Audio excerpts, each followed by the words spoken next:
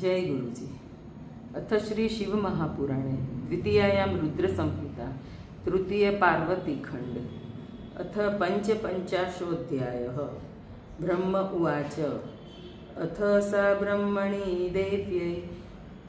शिक्षयित्वा व्रतश्च तत् प्रोवाच मे नाममन्त्र यात्रामस्याश्च कारय तथा स्त्रीति च सम्प्रोच्य प्रेमवश्या बभूवसा ऋतिं धृत्वा ह्युकालीं विश्लेष वीरहाकुला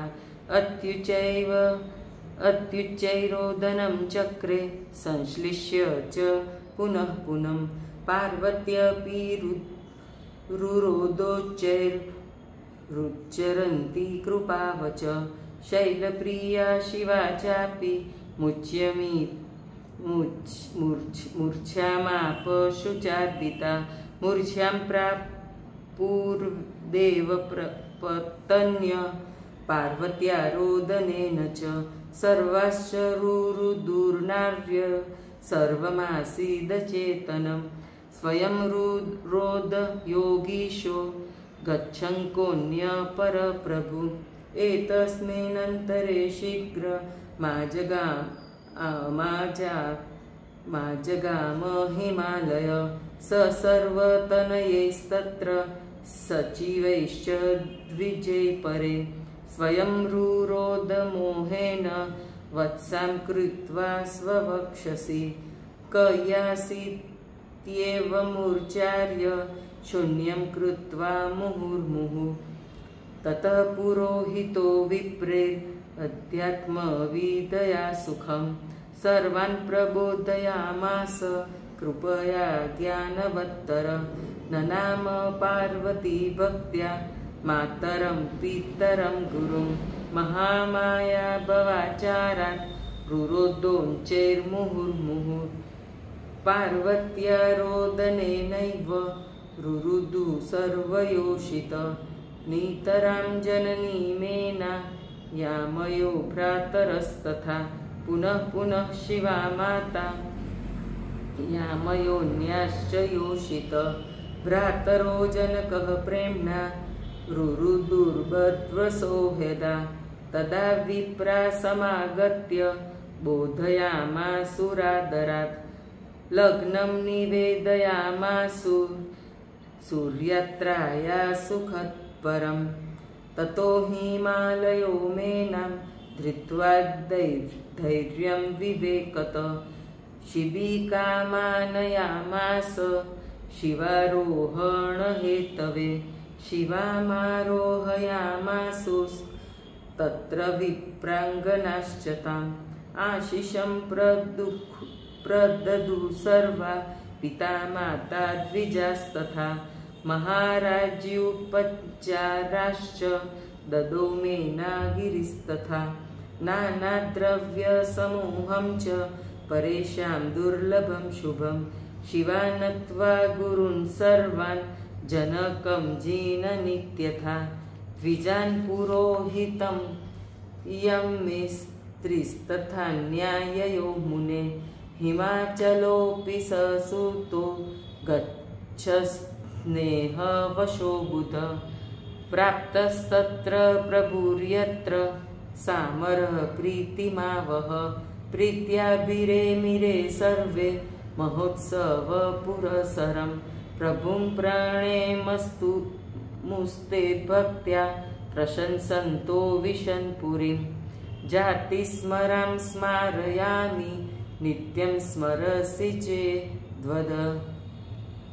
लीलया त्वाच्च देवेशि सदा प्राणप्रिया मम ब्रह्म उवाच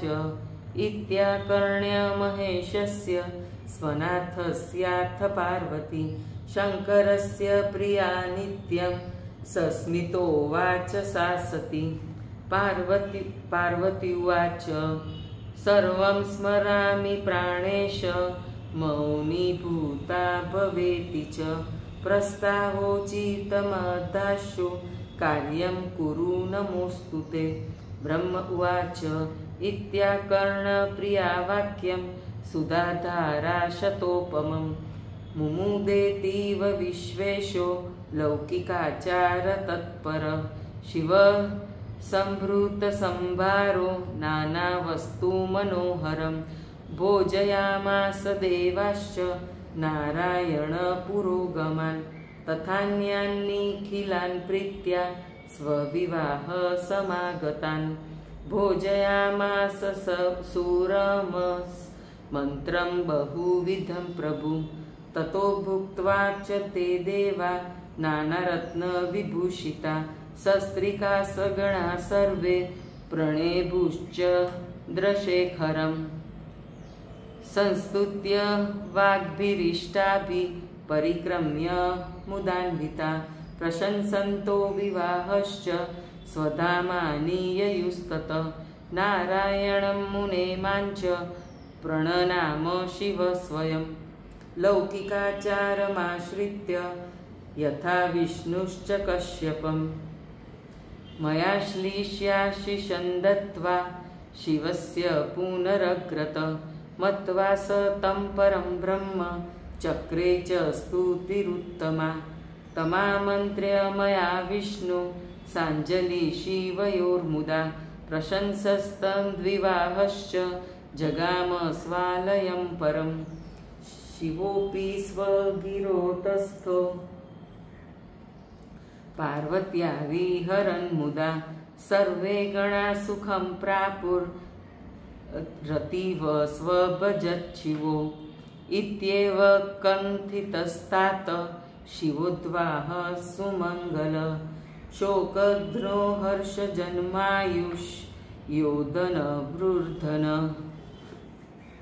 आयुष्योदनवर्धन य इमं शृणुयान्नित्यं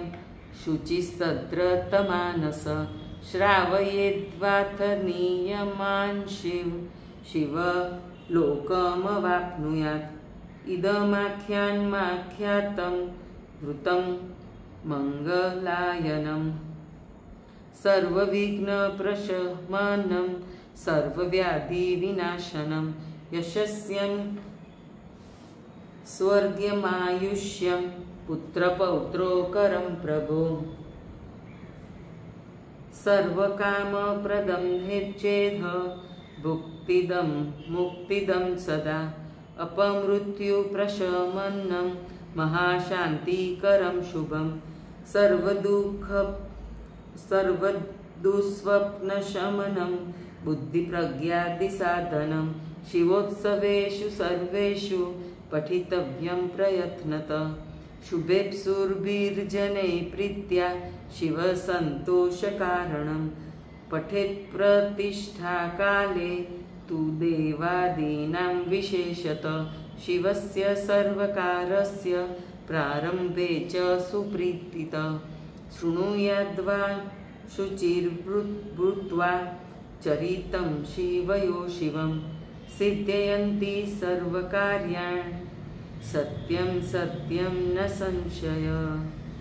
इति श्री शिवमहापुराणे तृतीयायां रुद्रसंहितायां ऋतुये पार्वतीखण्ड शिवकैलासगमनवर्णनं नाम पञ्चपञ्चाशत्तमोऽध्यायः समाप्त्यं रुद्रसंहितान्तर्गतस्तुतीय पार्वतीखण्डः। जय गुरुजी।